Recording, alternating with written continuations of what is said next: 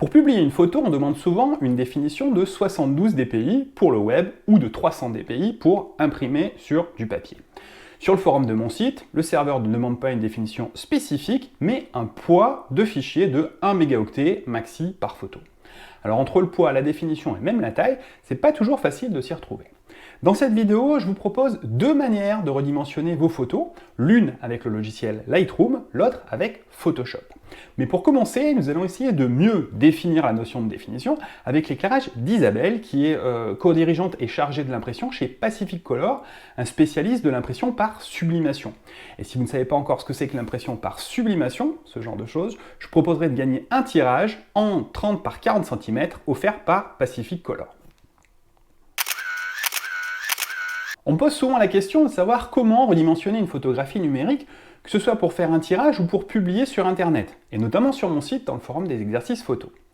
Comme j'ai récemment été contacté par Clara, chez Pacific Color, qui souhaitait me faire découvrir le procédé de subligraphie, Clara qui suit la chaîne YouTube, c'était l'occasion de faire d'une pierre deux coups, c'est-à-dire d'avoir d'un côté le point de vue professionnel d'un imprimeur sur le redimensionnement des images, et d'un autre côté, vous faire découvrir un type de tirage qui est assez inhabituel, en l'occurrence c'est la sublimation photographique. Vous voyez, c'est ce genre de choses. Je ne sais pas si vous voyez bien, j'essaie de vous montrer un petit peu la brillance et voilà, j'espère qu'on ne voit pas trop le décor par reflet à l'intérieur.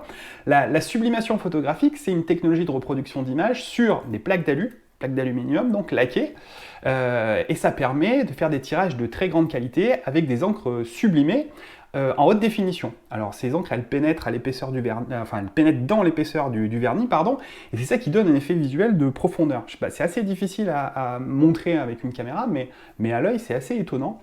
Et il y a aussi une chose qui est importante, c'est que ça donne une grande résistance au support, que ce soit mécanique, mais aussi avec les UV. Voilà, donc cette petite chose, vous allez pouvoir la gagner en version 30-40, donc encore plus grand que ça. Sur la question du poids des fichiers, Isabelle de Pacific Color explique que le poids d'un fichier, c'est une information générale qui permet d'apprécier la qualité d'une photo rapidement, le nombre de pixels et les agrandissements possibles, etc. Le poids en mégaoctets, ça n'est finalement que la conséquence de la définition. En fait, quand vous achetez un appareil photo, on vous vend un boîtier qui a par exemple 10, 15 ou 20 millions de pixels. Mon petit hybride que j'utilise souvent et que je vous montre souvent dans les vidéos, il permet de faire des images de 24 millions de pixels. Alors pour savoir combien de millions de pixels a votre appareil photo, c'est marqué sur la boîte, mais c'est aussi précisé dans le fichier. Mais des fois, c'est pas tout à fait précisé de la même manière. Si on regarde les exifs, c'est-à-dire les informations techniques d'une photo, vous allez voir dans Lightroom, je vous montrerai ça tout à l'heure, par exemple, que mon image est composée de 6000 pixels de large par 4000 pixels de long. Enfin, c'est plutôt 6000 de long par 4000 de large. Mais voilà, vous avez 6000 par 4000, ça fait 24 millions de pixels. Ce qu'il faut savoir, c'est que l'unité de mesure d'une image, c'est ce qui est souvent utilisé pour parler de la définition, c'est le nombre de points sur une longueur de 1 pouce. Le DPI, dot per inch, non, le nombre de points par inch, 1 pouce. Dot per inch, nous explique Isabelle, donc ça signifie le nombre de pixels par inch, une inch, 1 pouce, c'est 2,54 cm, lorsqu'une image est à 300 dpi. Ça signifie que 300 dpi compose 2,54 cm de l'image. Ça, c'est ce que nous indique donc Isabelle de Pacific Color. Mais alors, concrètement, en quoi la définition, c'est important quand on veut faire un tirage ? Eh bien, ce qu'Isabelle nous explique, c'est qu'il y a deux sortes de définitions. La définition dans le sens de la netteté, si la photo est floue, elle restera floue, quelle que soit la définition de l'image, quel que soit le nombre de dpi, une photo floue reste floue. Et la deuxième définition, c'est la définition dans le sens de quantité de pixels. Plus la photo a un nombre de points par pouce de dpi élevé, plus le tirage pourra être précis et agrandi de manière correcte, c'est-à-dire qu'on ne verra pas les pixels à l'agrandissement. Donc les besoins en définition, ils ne sont pas les mêmes pour visualiser une image sur un écran d'ordinateur que sur un tirage papier. Une image internet, elle est affaiblie pour, et de 1, permettre de charger rapidement cette image, et de 2, parce que la taille des écrans ne nécessite pas des grandes images, et de 3, parce que la lumière des écrans permet de magnifier les couleurs. Ça, c'est ce que nous explique aussi Isabelle. Là où une définition de 72 dpi suffira largement pour le web, pour un écran, il faut une définition plus importante, souvent estimée autour de 300 dpi, pour imprimer une photo. Plus une photo a de pixels, plus le volume d'information du fichier sera important.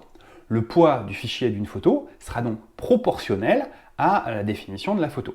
C'est pour ça que le fichier d'une photo en haute définition, avec beaucoup de pixels, sera plus lourd, en mégaoctets, que le fichier d'une même photo dont la définition a été réduite et qui comportera donc moins de pixels.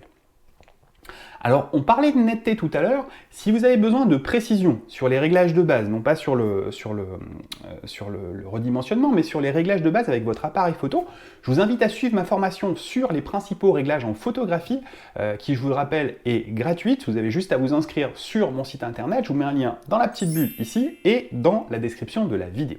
On passe maintenant au redimensionnement des images dans Lightroom et dans Photoshop. Donc je vous expliquerai ensuite comment gagner un joli tirage de votre photo préférée, donc en sublimation. On va redimensionner les photos pour commencer dans Lightroom. Alors, dans Lightroom, quand on ouvre une image, on a la possibilité d'afficher ici les informations. Quand vous appuyez sur la petite touche I, vous avez soit rien du tout, soit donc les infos techniques de l'appareil photo, vitesse, diaph et objectif. Et vous avez aussi la date, l'heure et le nombre de pixels. Donc 6000 par 4000, c'est le nombre de pixels que fait mon petit hybride. Et c'est ça donc qui nous fait nos 24 millions de pixels. Donc on a cette information 6000 par 4000 pixels qui s'affiche ici, en haut de l'image, mais elle s'affiche aussi ici, c'est-à-dire dans les métadonnées, dans les exifs de l'image. Vous avez les dimensions et les dimensions recadrées, 6000 par 4000 et 6000 par 4000. Alors, pourquoi c'est la même chose? C'est la même chose parce que je n'ai pas encore recadré.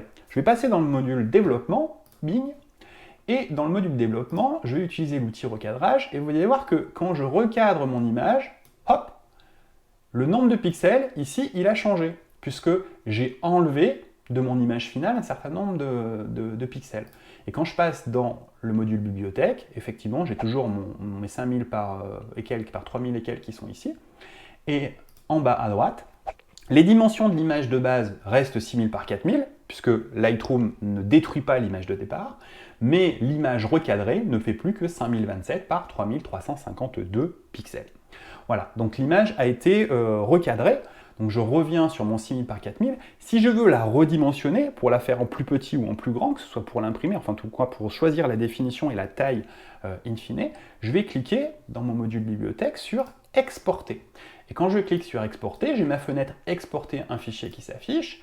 Et là, je vais pouvoir choisir, admettons que la largeur de mon site internet soit de 1200 pixels et que je veuille une version de ma photo qui fasse 1200 pixels de large.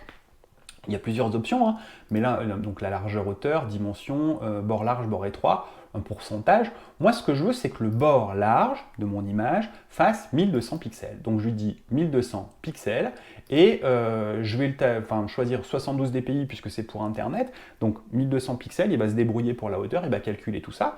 Et mon image fera 1200 pixels quand je l'aurai exporté. J'aurais aussi pu choisir, par exemple pour la mettre sur le forum du site, que le fichier final fasse 1 mégaoctet. Peu importe la définition, à lui de se débrouiller, je veux que le fichier final fasse 1 mégaoctet. Donc je vais lui demander de redimensionner et en mégapixels, je lui mets un maximum de 1 mégaoctet.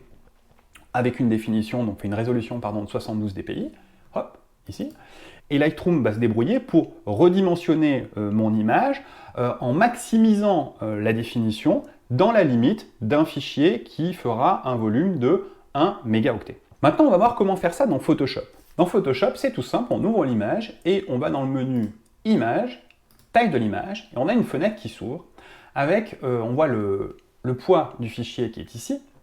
Donc c'est une image de base donc en 6000 par 4000 pixels qui fait 68,7 mégaoctets, vous voyez que c'est très lourd. Et tac, je vais décocher ça, je vous en reparlerai tout à l'heure.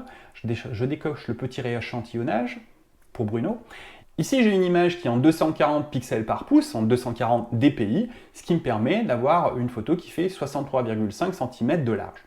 Si je veux augmenter cette définition, c'est-à-dire que je veux que cette résolution, qui est un plus de pixels sur une largeur de 1 pouce, par exemple en 300 dpi, eh bien mon image ne fera plus que 50,8 pixels de large. Et si à l'inverse, je veux dégrader cette résolution de manière à pouvoir agrandir encore plus mon image, eh bien si je me mets par exemple en 200 dpi, mon image pourra faire 76,2 cm de large. Et ainsi de suite. Donc en imaginant que la même image soit en 72 dpi, donc avec une concentration de pixels beaucoup moins importante, mais ce qui veut dire aussi que forcément, quand on va agrandir, les pixels vont commencer à se voir, on va, en théorie, pouvoir faire une image qui fera 211,67 cm de large. Vous voyez, 2 mètres de large pour une image en 72 dpi, avec une résolution écran, alors qu'avec une résolution pour le papier, on n'est plus à 2 mètres de large, on n'est qu'à 50 cm de large. Donc la résolution, elle est importante quand on veut vraiment agrandir des images, et notamment sur papier. C'est vrai que sur écran, même une définition relativement faible peut suffire. Alors j'en reviens à la question de Bruno qui m'interrogeait sur Facebook sur le rééchantillonnage. Alors le rééchantillonnage, c'est quelque chose qui est assez bien expliqué sur le site d'Adobe, l'éditeur donc de Lightroom et de Photoshop, qui nous explique en gros que, je vais vous résumer un petit peu la chose, c'est qu'on peut sous-échantillonner ou rééchantillonner. Donc sous-échantillonner, c'est en gros enlever des pixels pour pouvoir réduire l'image, et le sur-échantillonnage, on va rajouter des pixels pour pouvoir agrandir l'image. Et ce que nous explique Adobe sur son site, c'est que dans tous les cas, forcément, on perd un petit peu, puisque soit on enlève, soit on rajoute, mais artificiellement. On rajoute des pixels qui n'existent pas en extrapolant. Voilà. Donc forcément, ça ne sera jamais aussi précis, même si ça peut être très bien, qu'avec une image de base dans sa définition maximale de départ. Si vous aussi vous avez d'autres méthodes pour redimensionner vos photos, que ce soit dans Lightroom, Photoshop, GIMP ou même dans d'autres logiciels, même de base, en Mac ou en PC, n'hésitez pas à les partager dans les commentaires ou même mieux dans le groupe des retouches photos sur formationphotographe.net, de manière à ce que vous puissiez poster des petites photos, des petites captures d'écran pour nous montrer un petit peu comment vous faites. Pour gagner le droit, vous aussi, de redimensionner votre photo pour un magnifique tirage en subligraphie, je vous invite à cliquer sur le lien qui est en description pour poster un gentil commentaire à la suite de l'article qui retranscrit cette vidéo sur mon site internet. Le gagnant sera tiré au sort la semaine prochaine parmi les commentaires postés à la suite de l'article, donc sur le site formationphotographe.net. Attention, ne postez pas un commentaire, enfin vous pouvez poster un commentaire, mais c'est pas comme ça pour pouvoir participer, on ne poste pas un commentaire ni sur Facebook, ni sur YouTube, ni sur le forum ou bien ailleurs, mais bien en commentaire de l'article sur mon site internet. Je vous invite à un gros lien en description de la vidéo. Et maintenant, c'est à vous de jouer pour retailler vos propres photos selon vos besoins. Pensez aussi à partager cette vidéo avec vos amis. Je vous souhaite de bonnes semaines, je vous dis à bientôt et je vous souhaite de très bonnes fêtes de fin d'année. À très bientôt.